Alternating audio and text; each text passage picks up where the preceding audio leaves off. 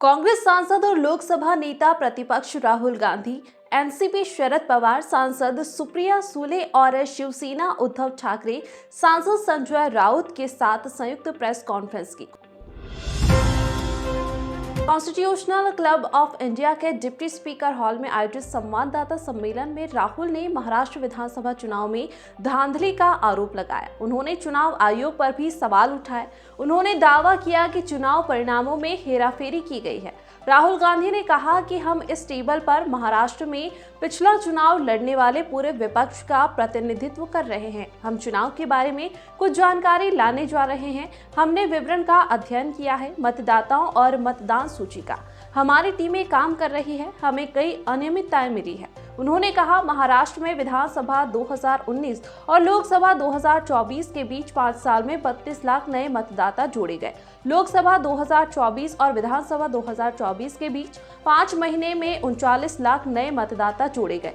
सवाल यह है कि 5 महीने के अंदर पिछले 5 साल से ज्यादा मतदाता कैसे जोड़े गए।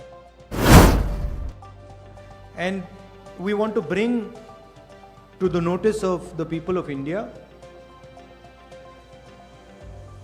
some information that we have found about the Maharashtra election.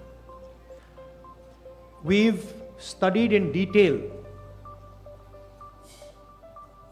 the voter lists. Chandrashekhar Bawankule ने राहुल गांधी के आरोपों का जवाब देते हुए कहा कि राहुल जी की प्रेस कॉन्फ्रेंस में उनके बगल में बैठी सुप्रिया सुले ने कहा था, मैं इसी ईवीएम पर जीती हूँ। लेकिन राहुल गांधी सच स्वीकार नहीं करेंगे क्योंकि वो नौटंकी करना चाहते हैं। चंद्रशेखर बावनकुले ने कहा कि राहुल जी लोकतंत्र में विश्वास रखें, बेबुनियाद आरोप लगाकर लोकतंत्र को बदनाम ना करें।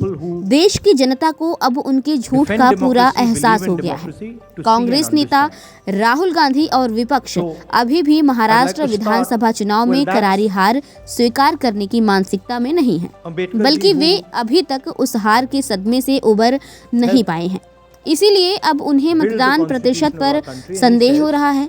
दरअसल चुनाव आयोग मतदान प्रतिशत में वृद्धि के बारे में पहले भी कई बार स्पष्ट जवाब दे चुका है। फिर भी वे लगातार भ्रामक आरोप लगाकर लोकतंत्र को बदनाम करने की कोशिश कर रहे हैं।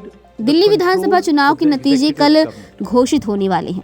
इसमें हार पहले से ही दिखाई दे रही है, इसलिए राहुल गांधी की शिकायतें पहले से ही शुरू हो गई हैं। जनता ने लगातार कांग्रेस और उसके सहयोगियों को नकार दिया है। वे इस सच्चाई को स्वीकार करने को तैयार नहीं हैं। अब हार को छुपाने के लिए चुनाव प्रक्रिया पर संदेह करना निराशा की पराकाष्ठा है। दरअसल इस प्रेस कॉन्फ्रेंस में उनके बगल में बैठी सुप्रिया सुले ने खुद कहा था कि मैं इसी ईवीएम से जीती हूं, लेकिन राहुल गांधी को नाटक करना था, इसलिए वे सच स्वीकार करने को तैयार नहीं हैं। राहुल जी लोकतंत्र में आस्था रखें, बेबुनियाद आरोप लगाकर इसका अपमान न करें।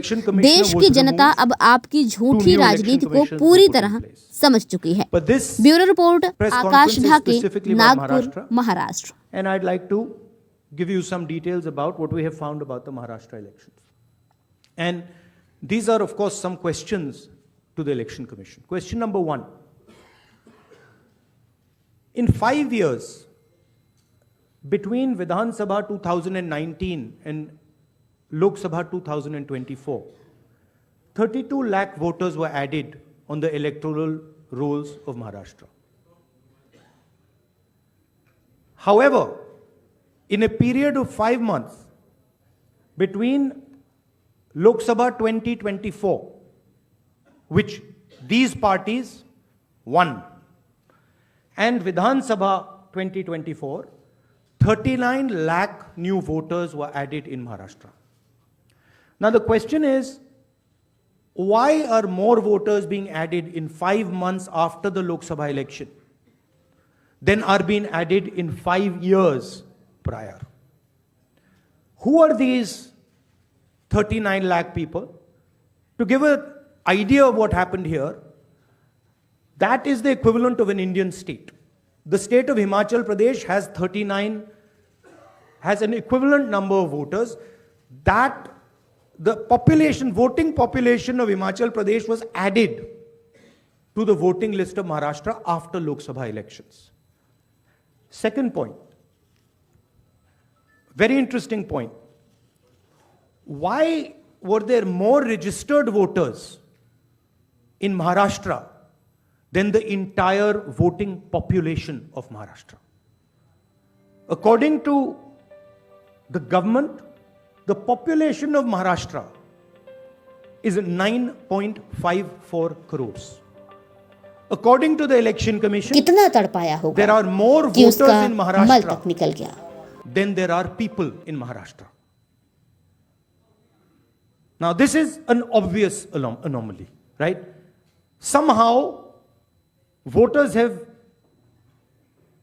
suddenly been created in Maharashtra. The government itself is saying our population is 9.54 crores.